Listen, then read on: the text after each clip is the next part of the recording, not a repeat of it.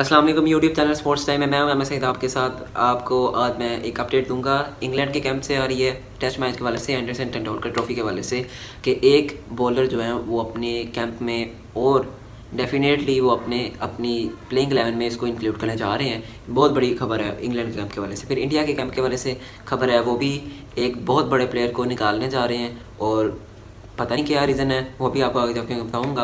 और उसके बाद सुनील गावस्कर ने आड़े हाथों लिया इस भारत की शिकस्त को। उन्होंने क्या अपनी स्टेटमेंट दी है और इस पर अपना क्या इज़हार दिया और उनको क्या गेम प्लान दिया है, इस पर भी लेके आपको सब बात करेंगे। चैनल पर नए हैं, चैनल पर लाजमी नए आए हैं जो सारे सार्फिन, सब इस चैनल को सब्सक्राइब करें, बेल आइकन को दबाएँ और अपने दोस्तों के साथ शेयर करें। बाकायदा वीडियो को आगाज़ करते हैं। अभी इंग्लैंड के कैंप से एक बिग अपडेट आई है कि इंग्लैंड जोश टोंग के साथ इतना कंफर्टेबल आपको नहीं दिख रहा था। शायद उन्होंने 4-5 विकेटें ली हैं। ब्रेंडन कर्स उनके काफ़ी जुड़े हुए, उनको 1.5 साल हो गया है। और जोश टंग तो आपको जिम्बाब्वे वाली सीरीज़ में डेब्यू करते हुए देखे हैं। तो मेरे ख्याल से जिस तरह से उन्होंने पहला टेस्ट मैच अपना जीता है, वो चाहते हैं कि हम ग्रिप इस पर बना लें इस टेस्ट मैच में, तो दूसरे में भी हम अपने जो कि स्ट्रॉन्ग कॉम्बिनेशन होता है उसको यूटिलाइज़ करें। तो मेरे ख्याल से इंग्लैंड भी यही चाहता है कि इंडिया को दूसरा टेस्ट मैच हराया जाए, लेकिन उसके लिए भी एक उनका प्लान है जो कि ब्रेंडन मैकलम और बेन स्टोक्स इसमें दोनों प्लान करते हुए आपको दिखते हैं। उन्होंने देखा कि जोश टंग हैं, साथ में क्रिस वोक्स हैं, आपके ना एंडरसन तो है नहीं, one of the legendary bowler of England cricket which they have ever produce. उसके बाद फिर स्टुअर्ट ब्रॉड, वो भी लेजेंडरी क्रिकेटर हैं इंग्लैंड के, one of the best and finest bowler हैं इंग्लैंड के, उन्हें वो भी चले गए हैं। जिसके बाद इंग्लैंड की बॉलिंग भी जो है ना काफ़ी ज़्यादा रन जो है वो खाते हुए दिख रही है हमें, जिसके चलते अब उन्होंने एक बहुत बड़ा फैसला किया है जिसमें काउंटी में हमें नज़र आए आपके जोफ्रा आर्चर, उनको इंक्लूड करने का फैसला कर लिया गया। ये बड़ी अपडेट निकल कर आ रही है इंग्लैंड के कैंप से। एक बहुत पॉजिटिव न्यूज़ है उनके फैंस के लिए, उनकी क्रिकेट के लिए। एक दफ़ा दोबारा से आपको कंट्रोवर्शियल सीन देखने को मिलेगा जो 2019 एशेज़ में आपको देखने को मिला। आपके लेबस्टेन क्रीज पे खड़े थे और स्टीवन स्मिथ खड़े थे, जिस तरह से उन्होंने यॉर्कर मारे, फिर जिस तरह से फिर वो आउट हुए, फिर सेंचुरी की, एब्सोल्यूट सिनेमा। और इस तरह के मेरे ख्याल से आपको ग्लिम्स देखने को मिलते रहने चाहिए, क्योंकि यहाँ से ही फैंस आपके क्रिकेट इंगेज होती रहती है और इस तरह से क्रिकेट को आपको हाइप मिलने को देखती रहती है।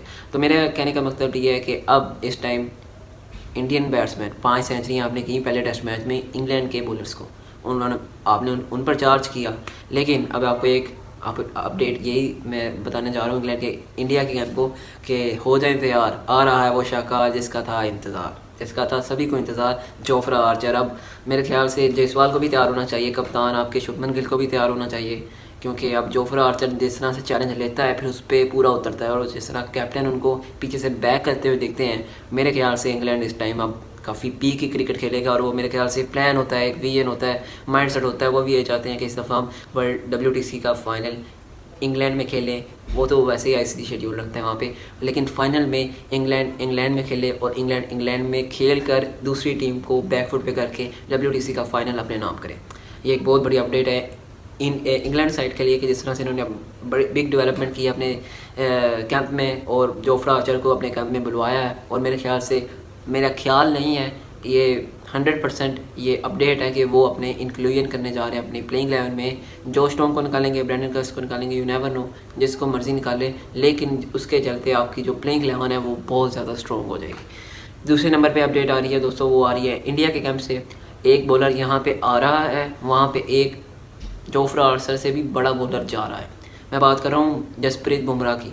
जसप्रीत बुमराह को जिस तरह इंडियन पेसर्स के अलावा उनकी नेशन, उनके एक्स क्रिकेटर, उनके कप्तान, उनके कोच सारे इतना रिलाई करते हैं उनको लेके कि सारी उम्मीदें आप जसप्रीत बुमराह से बांध लेते हैं, जिसके चलते उनको प्रेशर होता है, हैमस्ट्रिंग इंजरीज़ हो जाती हैं, थाई इंजरीज़ हो जाती हैं, फिर फुट इंजरी हो जाती हैं, काफ़ी बेशुमार।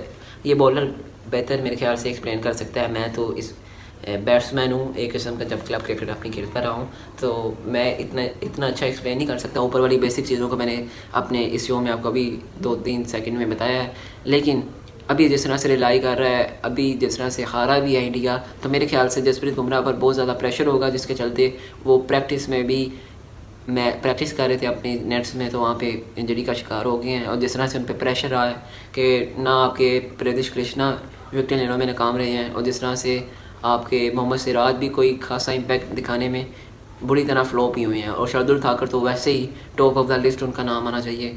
और फिर आपके प्रीतिश कृष्णा को जिस तरह सेकंड इनिंग में 2 विकेटें मिली, लेकिन वो इम्पैक्ट क्रिएट ना कर पाए जो कि हमें जीत की सूरत में चाहिए था। और जिस तरह से रन्स रोकने थे वो, बल्कि विकेटें चाहिए थी, 20 विकेटों का टेस्ट मैच होता है। फिर जिस तरह से चेज़ किया आप एंड पे आपके, फिर जेमी स्मिथ और जॉय रूट टेस्ट मैच को वो ऐसे आगे ले गए और बैकफुट पे कर दिया आपके इंडिया क्रिकेट को।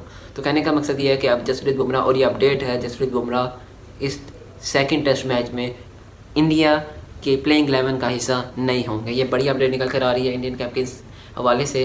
तो फिर इंडिया क्या यूज़ करेगा? मेरे ख्याल से तो उनको करना चाहिए था कि अभी काफ़ी दिन है, 2 जुलाई को टेस्ट मैच स्टार्ट होना है, तो मेरे ख्याल से उनको बैक करें, उनको थोड़ा रेस्ट दें और 1-2 दिन पहले वो प्रैक्टिस शुरू करते हैं। क्योंकि ये टेस्ट मैच इस टाइम अगर बेस ख़राब हो गई, अगर दो पहले टेस्ट मैच इंग्लैंड जीत गया तो फिर आपका जितना सारा कॉन्फिडेंस है वो लूज़ हो जाएगा और आप 4-1 से हार सकते हैं ये टेस्ट सीरीज़। और प्रेडिक्शन भी है, एक किसी लेजेंडरी क्रिकेटर की उन्होंने प्रेडिक्शन किया है 4-1 सी, और वो काफ़ी माइकल वोग इस तरह के कंट्रोवर्शियल स्टेटमेंट आपको देते हुए दिखते हैं। मगर last but not the least कि आपको मेरे ख्याल से थोड़ा सा रेस्ट करके इनको निकालना नहीं चाहिए। लॉन्ग टर्म के लिए आप सोचें, मगर ये भी देखें कि WTC का फाइनल है, इसके लिए शुरू में आपको कोई प्लानिंग करनी चाहिए, आपका कोई माइंडसेट होना चाहिए।